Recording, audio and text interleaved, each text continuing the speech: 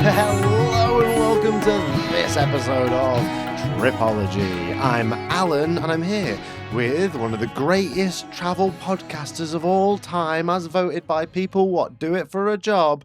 It's the Ever Award nominated Adam.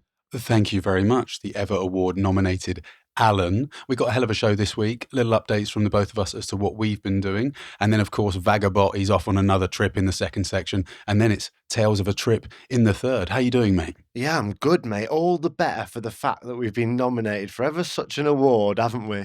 Yeah, I can't quite believe it. I mean, it feels like the last 2.5, 3 years have come to fruition and we're starting to be recognised by people within the industry. It's always exciting.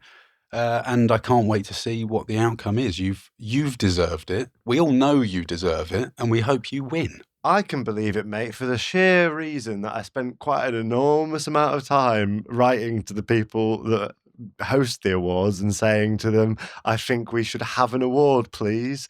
It's the Independent Podcasting Award, so it's basically the award for any show what's not got a producer. So if you're in the BBC or anything like that, you ain't got a hope in the hell of getting to the finals. But for us, this was my strategy, Adam. I sent them a message and I said, you've got a travel category.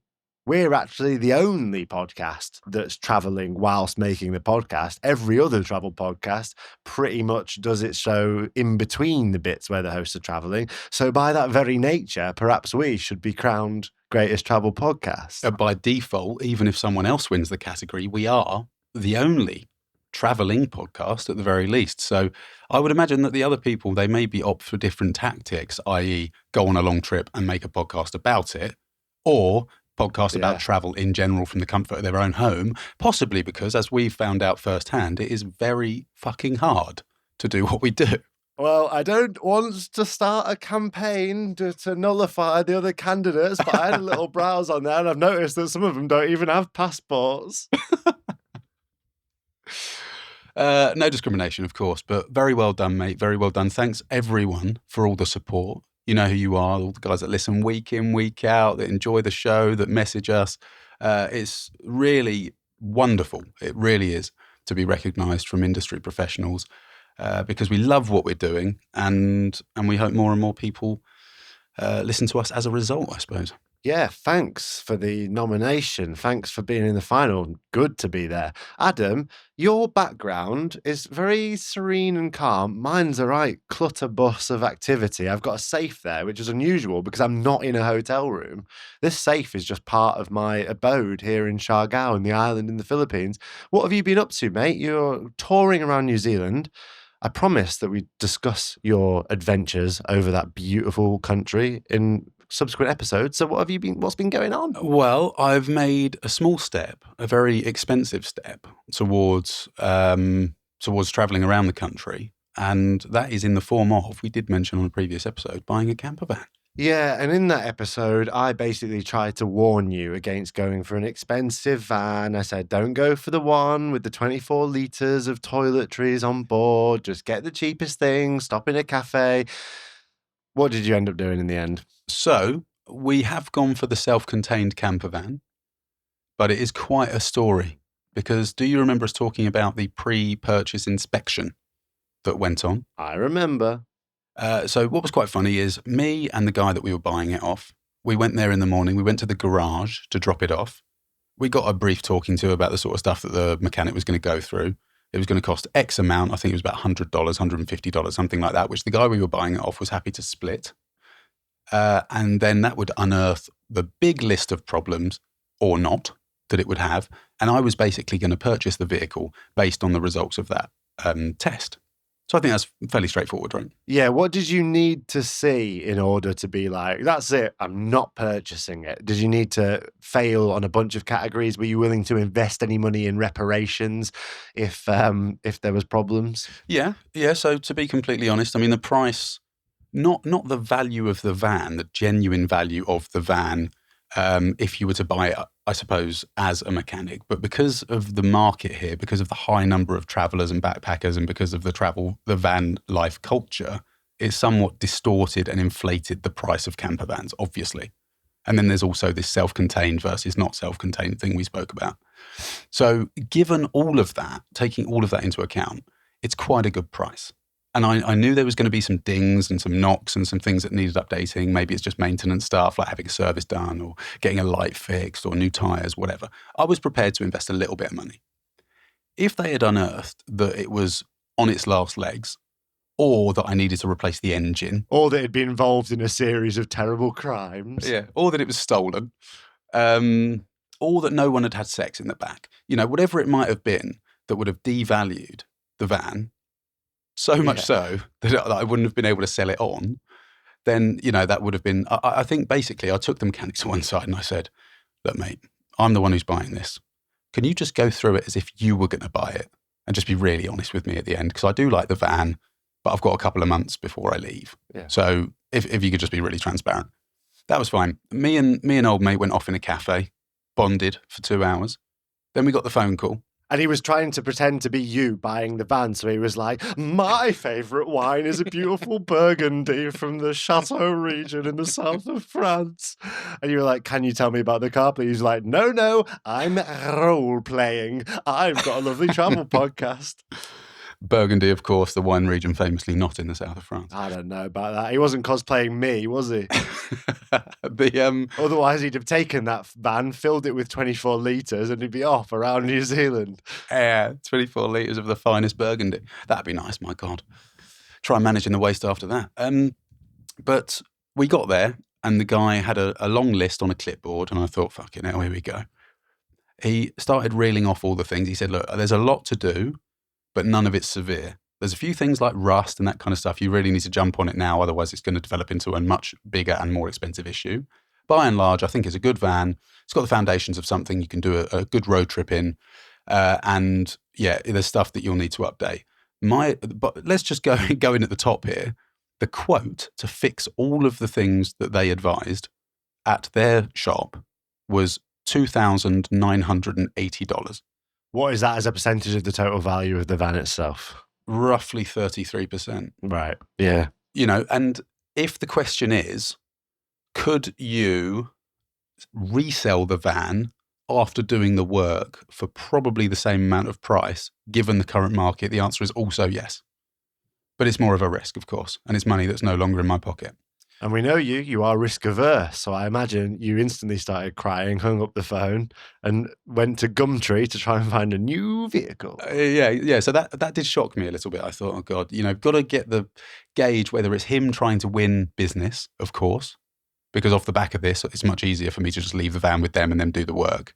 But what he did say was, look, you've got all this stuff to do. And also the warrant of fitness, which for the UK listeners is somewhat similar to the MOT. It's like it allows the road vehicle to be legal driving on the roads. That expires next month. So what I would do is, if I was you, is I would take it to an independent adjudicator, if you like, certification station, where they will run through the warrant of fitness check. It will fail. It will categorically, it will fail for 3 reasons. He reeled off the reasons. One of them was the rear light over the registration plate. One of them was the tread on the tyres. It was too bald. And I think one of them was like a bump stop, which protects the chassis and the wheel, the axle, or I don't know, loads of other mechanical jargon. Anyway, he said it will fail definitely for those 3 accounts. So just go and get the long list of things it needs done. And then you can basically just do the bare minimum, knock that off the price with the guy, and then the van's yours. And I thought, okay, that's pretty sound. So me and the guy, we ended up taking the van. I think he thought he had lost the sale. I could see it in his face. He was down. He was down and out. He could see it in your face as well, I think. You were both looking at each other like, this sale's down the fucking van. But little did he know, I'm a businessman, a salesman at heart. I was licking my lips thinking, I'm going to get this thing for a £5. It's amazing. I know he's got his flight booked next Wednesday. He's got to leave and he can't take the van on the plane.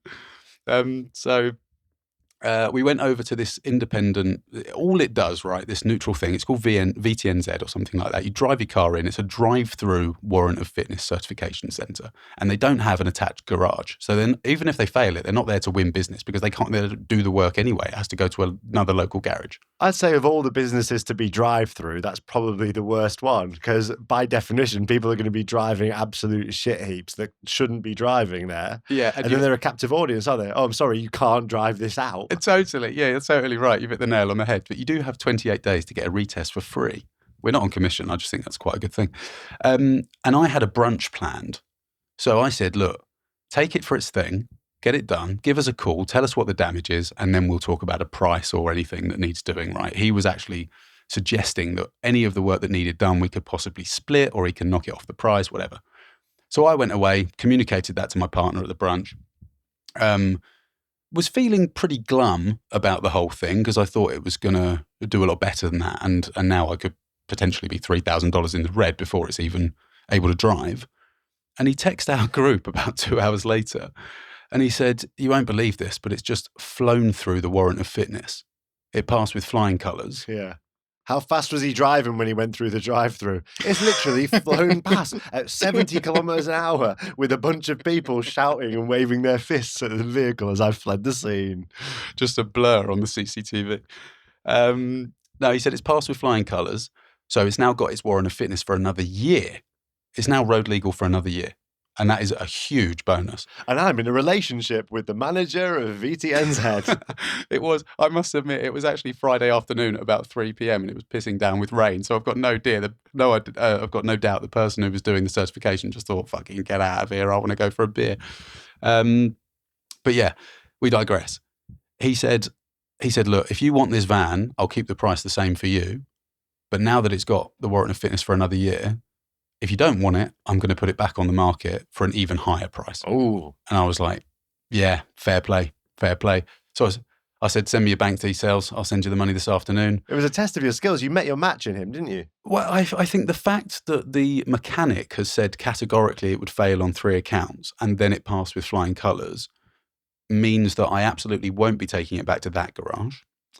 I'm over the moon that it passed with flying colours because it means that that's a job I don't have to do. And it means I've got a couple of months to fix all the gubbins and other things that are wrong with it before I take off on my big trip. It's a difficult situation, mate, when you're trying to negotiate and the goalposts keep on moving. You've got a bargaining chip. He's got a bargaining chip. I don't know who to believe. My girlfriend's in the passenger seat eating chips. It's just one of those things, mate. You know, I'm very glad that we got it done. I'm very glad that we got it over the line. I'm now the proud owner of a Mazda Bongo. And it's cool. It's a bashed up old van. It's a bashed up old utility vehicle that's been converted into a camper van. It's exactly what I wanted. Is it small? Yes. But it's got character. It looks like it can tell stories. It's got a couple of surfboards on the roof that we spoke about. It came with a bloody fishing rod, tents. We've already sold the ukulele that it came with for $100, so that comes off the price of the. You know, I sent you, didn't I? I sent you that's what being in business with a musician's all about. Not least someone who used to build ukuleles. Sent you the picture and said, give a value for that, mate, would ya? I know, mate. I got a text from you. I was at a jiu-jitsu competition watching someone get armbarred and I got a little text. I was there on the sidelines looking up a valuation for a ukulele. I hope it came in useful and it sounds like it did. Yeah, it's pretty good, isn't it? When your van comes with so many things that you're not going to use, you can just take the time to sell them over the course of the next couple of months. And that money, of course, goes into updating the van and therefore not hitting the old bank account. So, you know, I'm looking at a fishing rod right now, a fishing net, some fishing paraphernalia, you know, little bits of, what are they called? Hooks, bait, all this kind of stuff that I'm definitely not going to use. I won't be catching my own dinner as far as I know. And cafetières, little other bits and bobs. Maybe you can't get more than $5 for it, but it's all a bit of fun, isn't it? Facebook Marketplace. Except you're selling all that stuff, the fishing gear. You're not buying fishing gear for yourself. No. I mean, it's already there. I'm looking at it now, big fishing rod. So I think someone else will get better use out of it. I don't really know how to fish. I'm not that interested in fishing. And all the free time I do have will probably be spent on making content for the old show. Yeah, when you said you were looking at the fishing rod, I thought you were like perusing the online world. You've like, I've sold the ukulele and now what will take that space up in the van? It's a good old fishing rod. And I was surprised. So what's your first adventure planned? Since it's not fishing, what are you going to do first in the old van? Well, we're probably going to knock off a few things on the South Island. There's Dunedin, Invercargill, the Caitlins, I believe they're called, further down south. But this is really just giving the van a little warm up, stretching the old Campervan van life muscles before potentially a 2-month trip around the entire country. So, it won't just be a travelling podcast then. It'll be a travelling podcast that's in the back of a van. It will be somewhat akin to the sort of stuff we were doing over in Oman, mate. Exciting stuff, Adam. I cannot wait to hear all about it. Adam, it's that time on the show where we boot up everyone's favourite travel AI, the Vagabot 3000, the most authentic travelling robot in the world. Vagabot pursues only the most authentic experience, using training data from the Snapchat accounts of millennial backpackers that have gone to Thailand. He's become a sort of authenticity-seeking machine. Every month, he randomly chooses a city for us to go. We go and find the worst reviews that we can find in that city, and then Vagabot judges them and tells us which one they want to stay in, i.e. the worst hostel possible. And then we name and shame that hostel live on the podcast, baby. This week's authentic experience takes place in Rosario, Argentina. Is it a place you've ever been authentically? Never been to Rosario. Vagabot pulled that one out of his hat, and I've been to Argentina, but I've never been to Rosario. It's a student town with a river flowing through it, so I was very excited to peruse and see what Rosario had to offer. Here we go, man. It's Hostel Wars. Hostel Wars. Okay, last time, Adam, of course, you won Hostel Wars. Vagabot chose your hostel to stay in, so kick it off, man. Tell us what was the worst review that you found. Okay, here we go. A backpacker in Rosario has said about this hostel in particular, 1 star is being generous.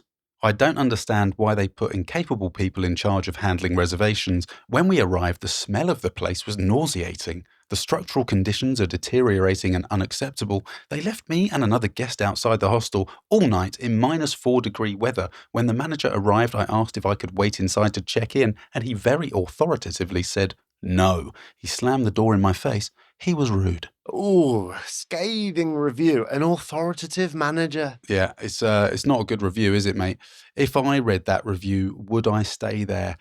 I'm not sure. I didn't realise it got that cold in that part of Argentina, but apparently it does. And it'd be interesting to see what Vags thinks about this one. Argentina has very cold butts, man. They've got Patagonia, mountainous, snowy regions all over the country, as well as desert and and coastline as well. It's a topographical wonder, Argentina. But have you ever been in a situation where you've tried to check into a hostel and you've had a rude manager who's denied you stay? It's only happened to me once, and it was because I was with a Spanish couple that insisted on bartering. Bartering in a hostel?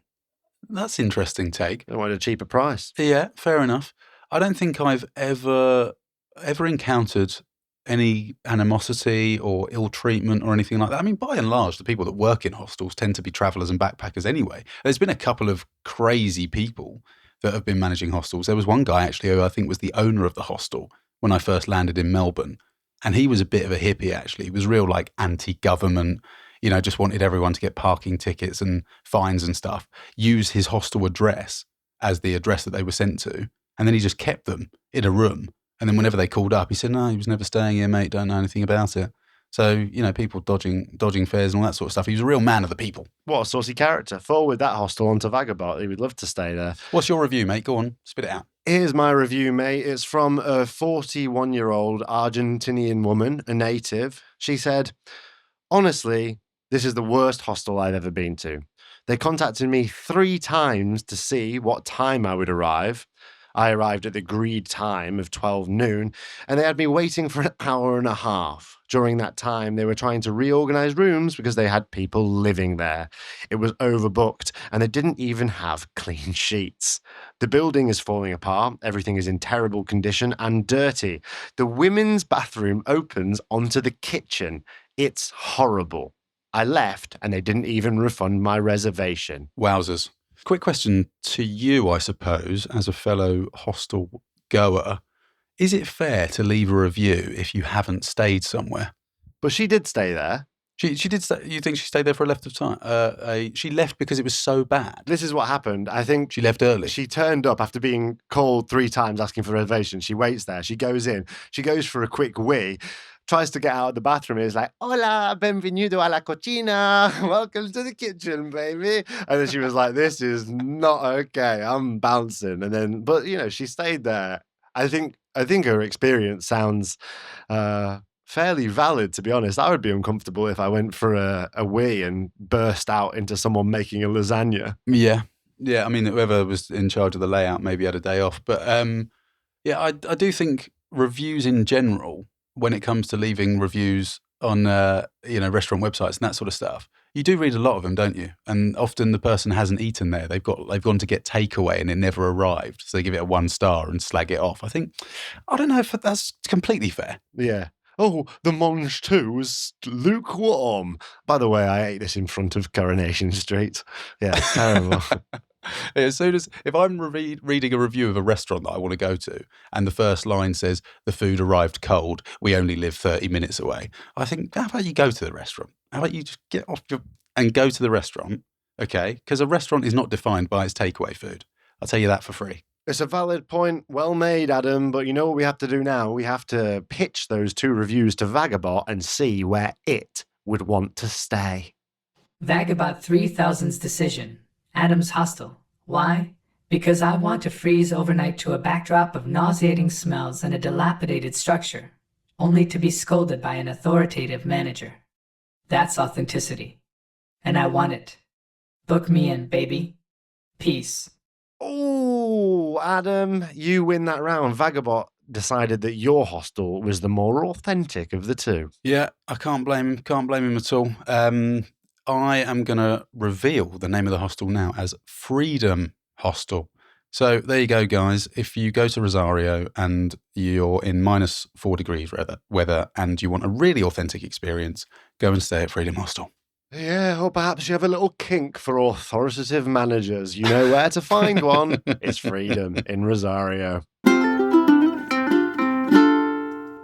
Adam, we're quickly approaching my favourite, your favourite, the listener's favourite section of the show, where we hear from members of our community as they tell their greatest travel stories. The most beautiful sunset, the most potent bit of food, the most gorgeous partner they've ever met whilst traversing this great, big, beautiful blue marble called Earth. You can send in your greatest travel story by going to tripologypodcast.com/tales of a trip. And the listener we're about to hear did exactly that. You got 3 minutes. Tell us your greatest travel story. Hello, Adam and Alun. I wanted to tell you my tales of a trip, which involves 2 pieces of advice that got me traveling at a time when I really needed a change of lifestyle. I basically grew up in a very small town, and in my younger days got into some very destructive habits, which meant my future was looking very bleak and rather short, to be perfectly honest. I knew I needed to change. I just didn't know how to do it. Until one day I met a person in a bar who, when I was telling them about how much I would love to do some overseas travel but don't know where to start, they gave me a beautiful piece of advice, and they said, set a date. Just set a date and it will give you something to work towards. So the very next day I did that. I set a date about a year from the time that conversation took place. And what that did was it gave me momentum. It gave me a point to work towards, to save money, to get visas organized, to get luggage, to tie up loose ends.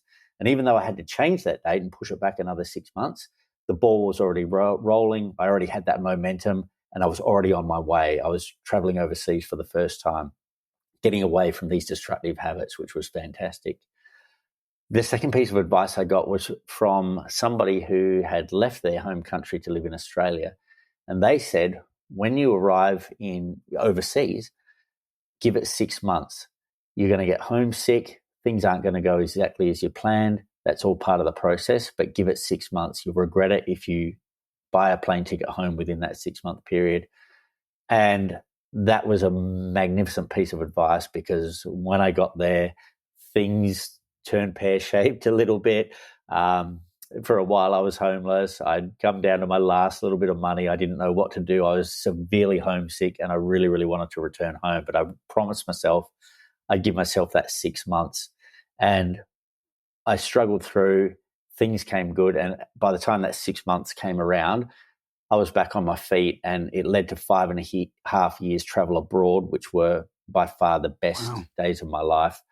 It got me out of these destructive habits. It opened my eyes to new cultures, to new people, to new things, to new tastes, things that you can't get from Instagram or from watching the news, you know.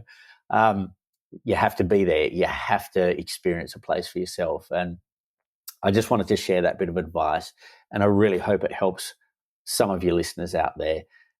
If you're not knowing where to start, set a date, number one, and when you get on that plane, when you arrive at your destination, give yourself 6 months, and you never know what magnificent things will come from that. You'll return home a better person.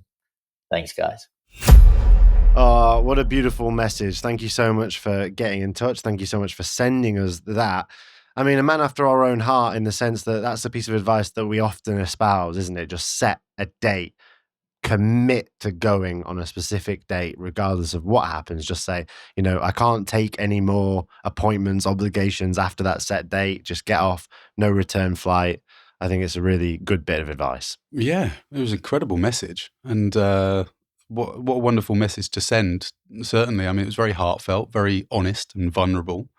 Talking about sort of some destructive habits and obviously to have the self-awareness to know that it was probably the environment as well that certainly wasn't helping the situation.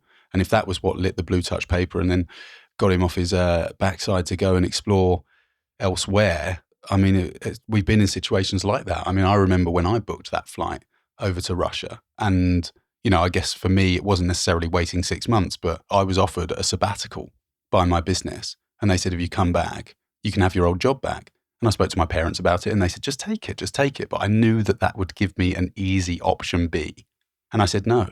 And that was something like that just keeps you going. It keeps that momentum going. It helps you push through those difficult times. So hats off to you, mate. Thanks so much for sending it in. It's a somewhat confronting message, I think, in some ways, because if someone was to approach me and say, hey, I really want to go traveling, but by doing so, I'm putting myself at significant risk of being homeless. I don't have the capacity to keep on going traveling for a long time, and I'm refusing to go back to my home country or not able to go back to my home country for whatever reason. I think I would probably advise against them going. But then this listener told us that through persevering and being away from bad habits, he was able to sort of build and ended up in a situation where he was back on his feet, which we all know traveling is a great environment to do in a lot of ways. So what do you make of all that, mate? I think that the only advice I'm able to give is probably attached to my own experience of travel. And I've been very fortunate, and so have you, with the opportunities we've had available to us. But it doesn't mean that what we've done is easy. And I think knowing when to call it a day is probably an important skill that you can employ when you travel. If you go abroad and you are getting low, and I mean, that amount might be different to me than it is to you, than it is to anyone listening to this show, but you have to know what else you have to do once it starts to go wrong, or once you need to start changing plans or maybe even countries. So I would probably discourage people from going if they themselves don't think they've got anywhere near enough money, or maybe they haven't got the skills they might need once they hit the ground in whichever country they choose. But because I've had times when I've thought it's been pretty tough, or it's going to be tough, and then I've pushed through those, and what's on the other side has been absolutely incredible, far more than I could have ever imagined, there's part of me that would still try and encourage the person to go and explore that. And use travel as a vector for positive change. I think it's really important to touch on the fact that it was said there at the end of the message that travel has the capacity to be the best thing and make you a better person. And I absolutely concur with that. If the person traveling makes a vested effort to be a better person, travel in itself doesn't do anything other than provide you with exposure to lots of different environmental factors which can help you be the best of yourself. You can go traveling and just absolutely carry on being the same person that you were in your home country, but now on a beach. But if you go traveling and make use of the resources you have available to you in the community, in the local community and the travel community of wherever you find yourself, you can absolutely become a more broad-minded, more kind, open individual, and there is a great capacity to kind of get your head straight and be the best version of yourself, and use travel as a vector to do that. So thank you so much for sending in that message at tripologypodcast.com/tales of a trip, and all the best to you going forward. Yeah, I think that is a beautiful place to end the episode, mate. I've loved chatting to you this week, and I've got so much more to talk to you about in the Lost and Found section, which is found at patreon.com/Tripology Podcast. There's been some big events that we're going to chat about, and I look forward to speaking to you then. Okay, well, let's go to the Lost and Found section. See you over on Patreon. See you there. Bye.